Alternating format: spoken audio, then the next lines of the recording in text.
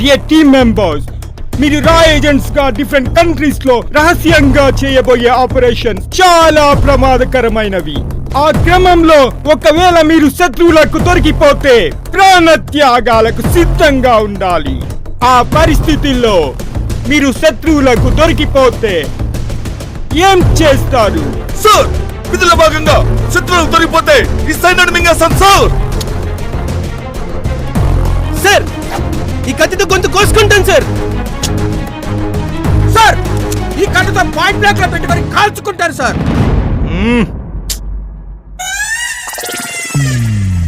Sir, ఇది మా ఆంధ్ర మందు, దీన్ని తాగేస్తాం సార్. పర్ఫెక్ట్. ఇది తాగితే బతికే ఛాన్సే లేదు.